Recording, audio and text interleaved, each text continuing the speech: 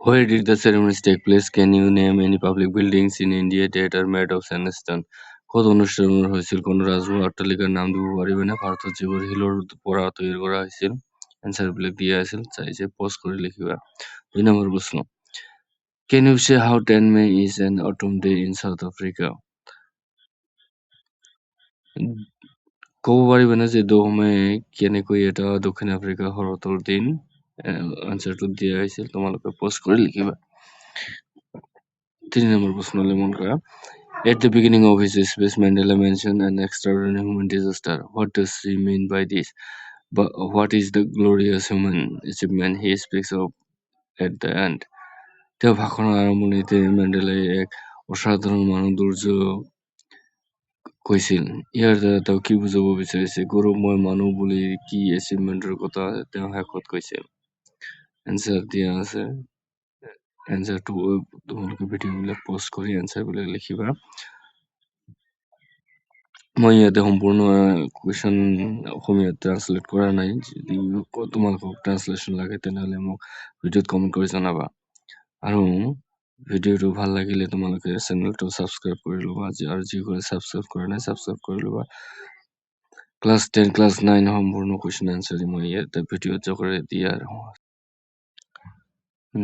Next 4 number question what does Mandela think international leaders for মেণ্ডেলাই কিহৰ বাবে আন্তৰ্জাতিক নেতাসকলক ধন্যবাদ দিছিল এনচাৰটো ভিডিঅ' পষ্ট কৰি তোমালোকে লিখি ল'বা আৰু যদি এনচাৰ বুজা নাই কিবা যদি কমেণ্ট কৰি জনাবা মই বুজাই দিম তোমালোকক ইয়াৰ পিছত আমি আগবাঢ়িছিলোঁ 5 number কুৱেশ্যনলৈ What ideals does he set out for the future of South Africa? তাৰ মানে হ'ল তেওঁ দক্ষিণ আফ্ৰিকাৰ ভৱিষ্যতৰ বাবে কি আদৰ্শ গঠন কৰিছিল ইয়াত এনচাৰ দিয়া হৈছে তোমালোকে লিখি ল'বা ভিডিঅ'টো পষ্ট কৰি নেক্সট কুৱেশ্যনলৈ আগবাঢ়িছোঁ 6 number question What do the military generals do? How does their attitude changed and why? সামৰিক জেনেৰেলসকলে কি কৰিছিল তেওঁলোকৰ মনোভাৱ কেনেকৈ সলনি হ'ল আৰু কিয় ইয়াতে এনচাৰবিলাক দিয়া হৈছে তোমালোকে ভিডিঅ'বিলাক পষ্ট কৰি এনচাৰবিলাক লিখি ল'বা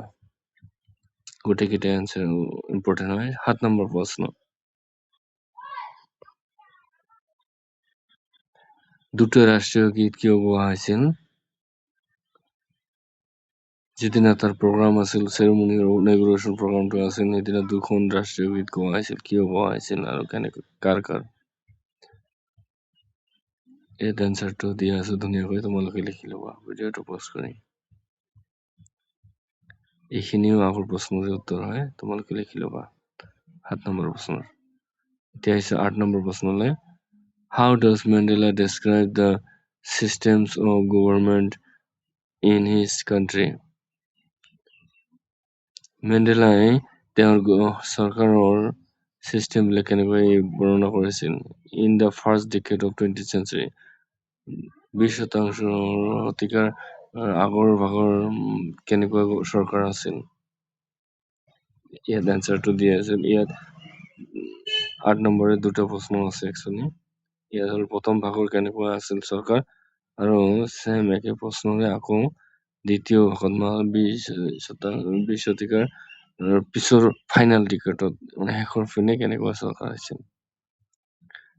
ইয়াতে দুটা প্ৰশ্ন দুটা উত্তৰ দিয়া হৈছে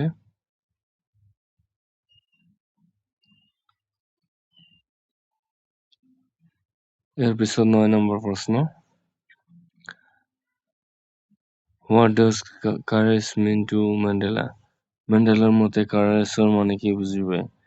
এনচাৰটো দিয়া আছে তোমালোকে লিখি ল'বা